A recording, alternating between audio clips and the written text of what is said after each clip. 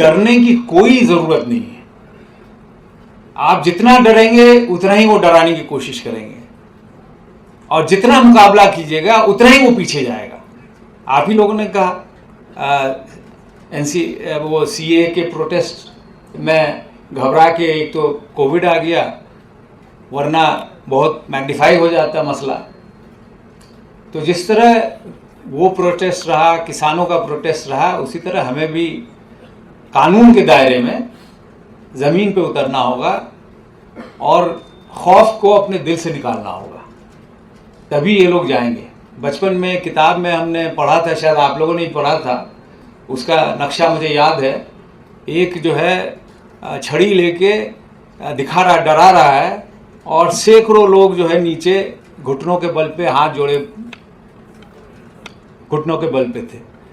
लेकिन उनमें से एक खड़ा हुआ, फिर बाद में 5-10 खड़े हो गए, तो धीरे धीरे सब जो घुटने के बल पे थे वो खड़े हो गए, और जो चाबुक लेके खड़ा था वो घुटनों के बल पे आ गया। अब वही चीज़ उनको दिखाने की ज़रूरत है। ये सबक है, और उसी को हम लोग को कोशिश करना है। वक्फ के मसले में सबसे पहले तो ये बताना चाहूँगा कि आरएसएस वाले लोगों को गलत इन्फॉर्मेशन दे रहे हैं।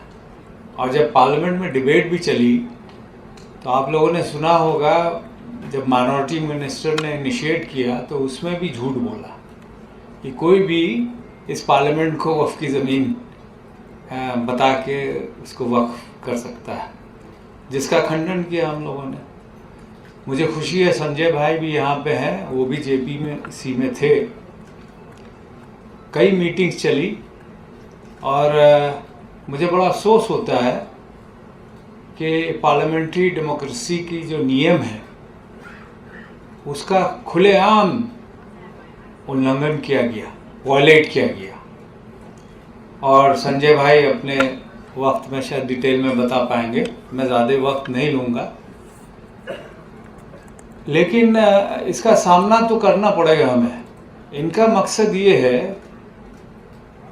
नंबर 1 कि ज़मीन ज़्यादा से ज़्यादा कैसे उसको कब्ज़ा करें। जैसे कि एक सीनियर साथी ने, शायद प्रोफेसर तिवारी जी ने बताया, कई इंसेंटिव्स दिए कि इस कब्रिस्तान में, आईटीआई में कब्रिस्तान था, उसमें बिल्डिंग बन गए। दिल्ली में हज़ारों एकड़ ऐसे हैं जो कभी दरगाह थे या कब्रिस्तानें थीं, उसको धीरे धीरे सोसाइटी को बेच दिया गया और वहाँ पे इमारतें खड़ी हैं।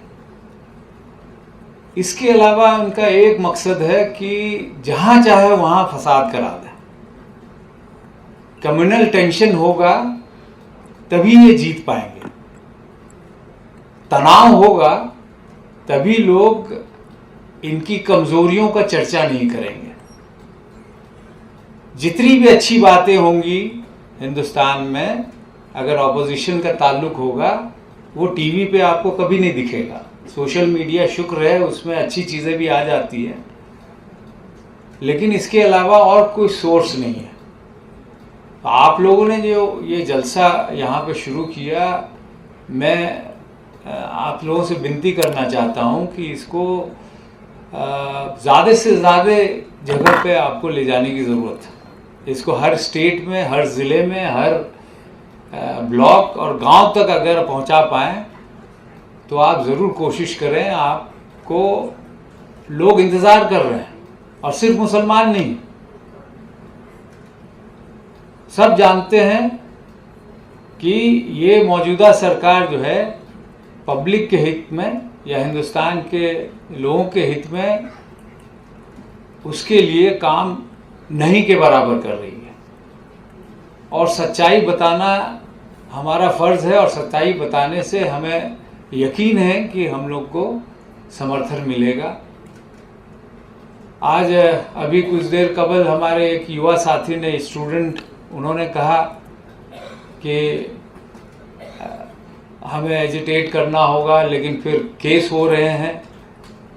तो उनका मकसद ही यही है, डराना। डरना नहीं डरना ये आपकी बात है। उनसे कबल एक professor, I missed your name sir, उन्होंने बताया, उन पे केस भी कई लेकिन खुलेआम उन्होंने कहा कि भाई जहाँ भी जाना होगा जाएंगे, जो सही है वो बताएंगे।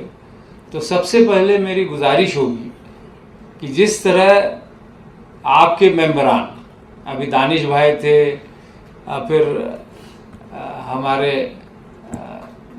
हमारे रहुल्ला साहब हैं, इकरा थी यहाँ पे, हमारे बर्ड साहब हैं, हमें भी जब जब मौका मिला है, हम लोग की आवाज़ कभी कमज़ोर नहीं रही पार्लियामेंट में, और जब भी बोलने का मौका मिला पूरे मन से बोला, बेखौफ। और हालांकि शुक्रगुजार हम हैं कि जितने भी अपोजिशन मेंबर थे, हर पार्टी के एकजुट होके बहुत मजबूती के साथ, जो लोग मेंबर थे जेपीसी में, वहाँ भी आप लोगों ने देखा होगा किस तरह लोगों ने ऑब्जेक्ट किया कई चीज़ों को, और पार्लियामेंट में डिबेट में भी आप लोगों ने सुना होगा, वोटिंग में भी सुना होगा। अभी इकरा ने बताया कि 230 या 34 इस तरह अपोजिशन के वोट्स पड़े थे। और सबसे आखिर में मैं यही कहूँगा कि डरने की कोई ज़रूरत नहीं है।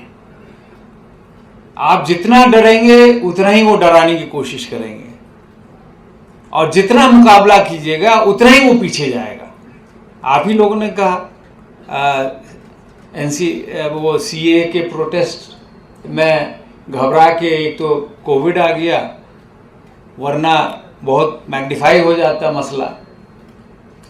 तो जिस तरह वो प्रोटेस्ट रहा, किसानों का प्रोटेस्ट रहा, उसी तरह हमें भी कानून के दायरे में ज़मीन पे उतरना होगा और खौफ को अपने दिल से निकालना होगा, तभी ये लोग जाएंगे।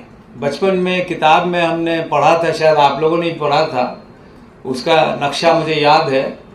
एक जो है छड़ी लेके दिखा रहा, डरा रहा है, और सैकड़ों लोग जो है नीचे घुटनों के बल पे हाथ जोड़े घुटनों के बल पे थे।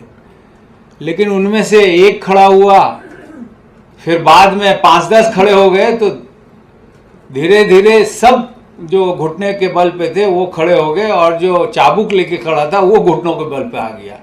अब वही चीज़ उनको दिखाने की ज़रूरत है, ये सबक है, और उसी को हम लोग को कोशिश करना है।